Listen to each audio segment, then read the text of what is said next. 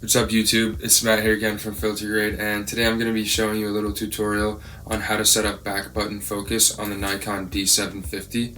It's a super simple process, but basically what it does is change your autofocus mechanism from halfway pressing the shutter release button to a button on the back right here, so that it's a little bit just separated from when you're actually ready to shoot with the shutter release button, and then this will be what you will start to use for your back button autofocus. For me, it's a little bit easier. It helps you set up, if you're shooting portraits, you can kind of do a little bit better of framing where you want your focus point to actually be while still shooting in autofocus. And it's just a little bit more efficient, in my opinion, than having to worry about like when you accidentally press the shutter release button. So let's go ahead and get into it. I'll just show you a quick little demo on how to set this up so that you can get started. And it's really easy to switch back and forth, so regardless of whether you use it or not all the time, it's good to just know how to do it so that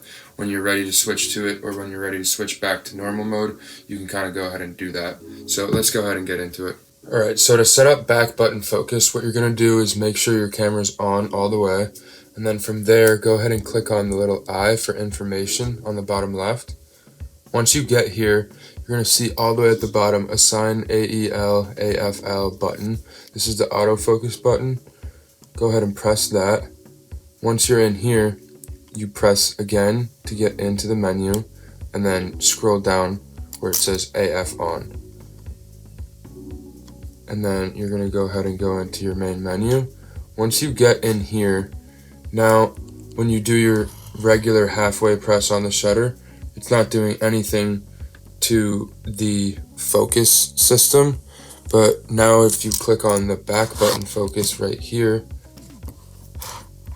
as you can see, it's going to be changing up a little bit and searching for a new focus point regardless of where you have it at. Okay, so once you have the back button focus actually set up, it's going to be a lot easier and just a much different mechanism, I guess, when you're shooting with your camera. Once you go ahead and press on the LV button to see in live mode. Once you get here, this is just another quick helpful tip. You can continue using your back button focus, but if you actually press info, you can get much different layouts for while you're shooting. This one, as you can see, is the rule of thirds with the grid lines over your frame. This one is a little bit of this one helps, especially when you're shooting video, to make sure that everything is balanced. You can see at which angles you're shooting, and it just helps you to like align the shot a little bit better, especially when it shows you the two little side marks. And if you want just the standard information, like your settings at the bottom, so that you can see when you're changing your focus, or when you're changing your aperture and your shutter speed, along with the ISO as well, then this is helpful for that. Sometimes though, you just want to be able to see what you're shooting, so you can help get rid of it by just pressing all these, by pressing on the info button.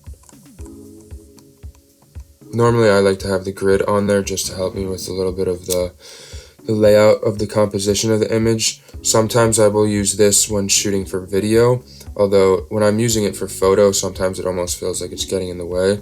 So I end up just shooting with the single point or the grid on there. So I hope this was helpful. If you have any questions, please feel free to leave a comment below, and we'll get back to you as soon as we can. But other than that, thanks so much for watching, and have a great day.